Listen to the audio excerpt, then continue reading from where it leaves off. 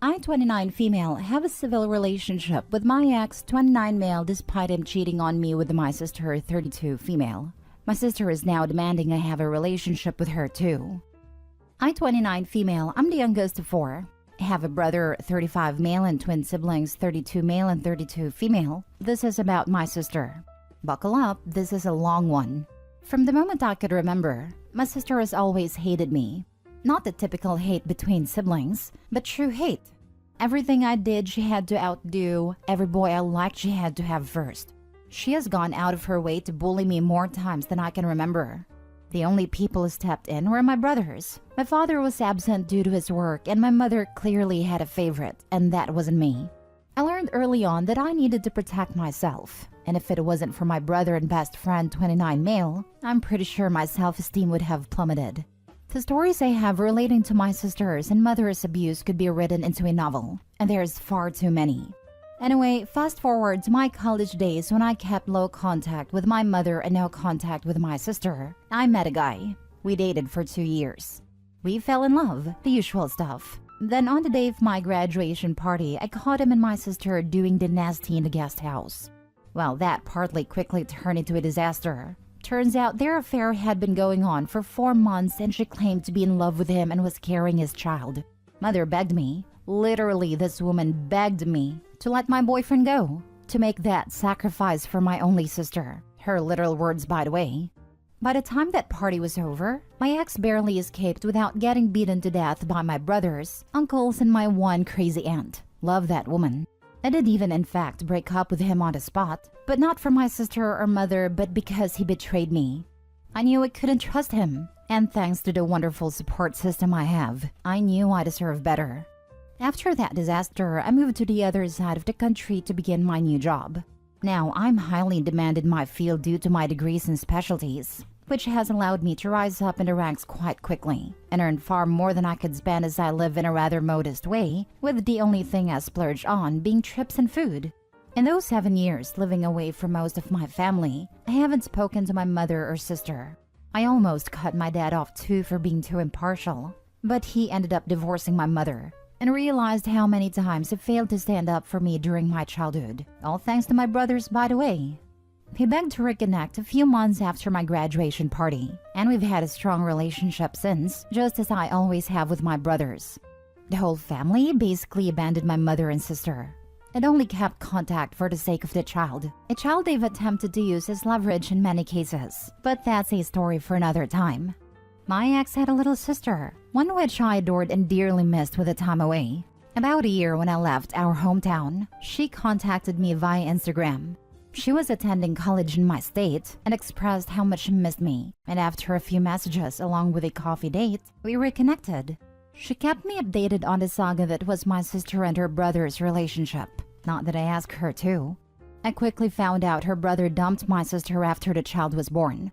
Apparently, he wanted to wait until his child was born to not cause my sister stress, which would cause pregnancy issues. They have been maintaining a strict co-parenting relationship ever since, which my sister hated. She's even attempted to keep his child away from him, but my ex's family is disgustingly wealthy, so the lawyer stepped in, and strict protocols were put in place to guarantee both parents did their part. I met my sister's child through my ex's sister. I've gone over to her house after work with the intentions of going out to dinner, but she had texted me to cancel the plans. But my phone died, and when I arrived at her apartment, I was surprised with not only with my ex, but the love child too. And guys, the moment I met her, I simply fell in love. I had seen pictures through my family, but they were nothing compared to the real thing. My older brother has 2 kids, which I spoil at any given chance. May it be gifts, trips, or even just stocking up on their favorite beauty supplies. If they wanted it, I got it. I got the money and it never hurt my bank account. I've even organized various trips for the entire family with only my niece missing, and my sister would refuse to let her come with us without her. After seeing how frustrated my family was with my mother and sister for using my niece as a bargaining chip, I put away my pride and contacted my ex. I asked if it was okay if his daughter would join us on said trips. Immediately, he was delighted, because his daughter had expressed feelings of being left out from our side of the family, something we've never wanted. Ever since that agreement, my ex and I would plan out when the little cousins would get together for their trips. Then over the years, our relationship had turned civil. The civil agreement I had with my ex had been kept a secret from my sister. My brothers, along with my father and extended family, agreed it was for the best, as the hatred my sister held for us was hindering her child's happiness. But she recently found out after snooping through a family's Instagram page and seeing her daughter with us on a trip to Disneyland. She confronted us at my brother's house when he was hosting a barbecue. She demanded the same level of respect and forgiveness I gave to my ex, and when I refused, she called me a hypocrite and a-hole. Truth be told, I have forgiven my ex, and my sister too, for everything they've done to me. However, I simply don't want my sister in my life, and my family agrees. They've all had their fair share of drama with her and my mother. They've burned down far too many bridges, and if it wasn't for my niece, they would have been cut off too from the family. I could have been somewhat civil to my sister after the affair. However, unlike my ex, she acted as if I was the affair partner, as if I was the one who stole everything from her. She's never once apologized, took the blame, or even have a little shame. I don't want anything to do with her. I barely want a relationship with my ex, but he understands I'm only doing this for my niece. I don't want her to feel unwanted and unloved, and with her mother being my sister and her grandmother being my mother, she has a very high chance of that. I do, however, want to keep my niece happy, and perhaps her relationship with her mother may do that? Now for the top advice. There is no way, there is never a way to have a healthy relationship with people like your sister. Even trying would just make her get even more demanding, and would start her trying to use her daughter as a weapon to control you the way she did your ex. Honestly, I discussed this with your ex, since he's been the one your arrangement is with, and he also has experience dealing with your sister's BS. Tell him you want to continue your relationship with your niece, but don't want any trouble starting with her mother. So you leave it up to him to decide how to navigate the situation. I've had this discussion with my ex. He's more than happy to keep it going, but I feel as though it will only cause more issues in the future. My family and I have come to an agreement to let this whole thing play out without interferences. As much as we want our niece to feel included in the family, we fear our sister would do something crazy just to prevent that. Nah, your ex has legal rights and a good lawyer. She tries to pull something up, she'll end up losing more stuff. She knows this. OP, your sister is just going to use and manipulate you again, as she has done so much in the past. When your brothers are saying to stay away from her, listen to them since they are closer to everything than you are. You are best off simply going through your ex to see your niece. Your sister is simply toxic. You can tell your sister that you forgave her long ago, but you'll never trust her, and she'll never be your friend. I'm thinking of just keeping my distance. If my niece decides she wants to have a relationship with me when she's 18, then I'll make contact then. I just didn't want her growing up thinking her mother's family didn't love her. It's a crappy feeling, and with the poison her grandmother and mother are definitely feeding to her, I can very well see her hating her cousins and uncles and aunties when she's older. You need to be careful for not letting them turning her like your sister, and do the same stuff to her cousins. The father has his rights and time with his daughter, so when he has her, spend family time with her and don't care about those two crazies. You have the support of all the family, so do it. And if your supposed mother and sister continue to attack you, go through legal actions and they will shut it. I think you need to butt out completely. This is not your child, and you are stepping out of your lane. If your mother did what you were doing, this would be all over Just No Mother-in-Law, with everybody saying your mother was overstepping her lane and she had no rights to that child. Right or wrong, none of you have a right to time with that child. What you are doing is called parental alienation. As for your sister, she is clearly a piece of work. Tell her to get lost, but leave her child alone. Last story. Told my sister she doesn't deserve to be a mother on Mother's Day. I, 19 female, told my sister, 30 female, that she doesn't deserve to be a mother on Mother's Day. My nephew is currently 3 years old, and she barely treats him like a son, but rather an accessory. She's constantly in social media, flaunting her motherhood. She tells people it's so hard to be a single mom, when that's something she absolutely chose for herself. She decided to get pregnant on her own, and cut ties with a father who wanted to be there for my nephew.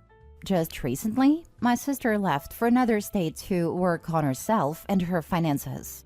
She left my nephew with my parents, and it's been hard for everyone. She gradually stopped calling us frequently and starts up an argument with my parents when they ask her for money to get him things he needs, such as diapers, wipes, food, etc. She tells them she doesn't need to pay them for those things because that's their grandson. And if she keeps giving them money all the time, then she left his state for no reason because she'll have no money to provide for them when she gets back. It's infuriating. As she does this, she posts on social media about how she's in the best position of her life, how her mental health is improving, and she's living the life as a single mom. She has a bit of a temper when confronted, so I've always held back on giving my opinion. But just before Mother's Day came around, my dad offered to take my nephew to her so she could be with her son. Mind you, she hasn't seen him in around 4 months. My dad asked her for the address and just stopped answering him. I messaged her and asked her where she was, and she replied that she was in a further state than she previously said. It seemed as if she didn't want to get a visit from my dad and her son. When Mother's Day came around, she posted a celebration with her friends at a club. I deserve this. Happy Mother's Day to me. I got fed up with this and told her she didn't deserve to be a mother.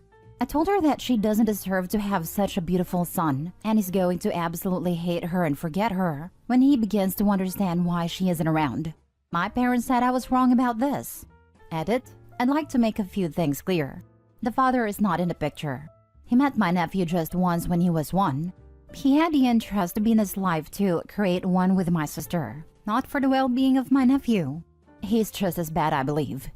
My parents definitely do enable her toxic behaviors, which is why this is such a complex case. Although she's 30, she acts like a child. She acts very entitled to my parents' money and help, which has made it easy for her to abandon my nephew to them. My mom loves my nephew like he's her own son, and the reason they got upset with me was because they didn't want me to challenge her to come back. My nephew prefers my mother much more. Their bond is inseparable, and everyone's afraid of her taking him away. They want to get a lawyer involved, and while it may sound like a simple solution, the trauma that comes with it is absolutely terrible for him. They don't want him to feel nothing less than a loved and cherished boy. He's a great boy. He's very loving and sensitive. Although he can't fully understand what's going on, he feels it. He has attachment issues with my mother. It's noticeable he's afraid she'll abandon him too. I hope you said that on her social media account for all her followers to see. I would love nothing more, but she blocked me and everything. Your sister sounds absolutely horrific. Just had a kid, as you said, to have as an accessory. It's disgusting when people do this. I know it's hard for your parents, but I would go to court and get full custody of the boy. That way, whenever your sister does come back, she can't use him anymore. Or if your parents don't want to do that, maybe get the boy's father in the picture, if he still wants to be a father. But I definitely think court needs to be involved. She doesn't even want him to visit her. That's just disgusting. I talked to my dad about this, and they're seriously considering taking custody of my nephew. Since she left, he's been struggling emotionally. He hasn't spoken a word, and although she's not around, she completely protests the idea of therapy. They want the place taken, but they can't do that without her permission apparently. So in the best interest of him, that may very well be happening sometime in the future. She literally abandoned him. I wouldn't think the courts would allow the decision to be up to her at this point. If she hasn't seen her kid in 4 months, moved far away, and won't say where, it's time to file for custody. This will clear up everything really quick. Mom will come and get the kid, show up to court, or she won't and will pay child support. Maybe then the dad can be involved in his life too. Good luck. The fact that she refuses to give an address to where she currently is means you need to send copies to her last known address. This actually works in the petitioner's favor. Parents need to file for emergency custody with all the text messages, any social media posts you all can find, and if there are any Venmos you can. You all cannot even get him medical attention if he becomes sick and needs a doctor. That's the thing. She lived with my parents prior to moving away. As soon as she got pregnant, she moved in and had my parents take care of her financially. She was living off of my parents up until she decided that she needed to get away from here and work for a better life for her and my nephew. Well then, I guess she should have supplied a current address, Because if your parents' home is still her only known residence, then the paperwork would be sent there. I would do a cursory search for a name/address based on the states she's claimed to be in, but if nothing comes up, that's her fault.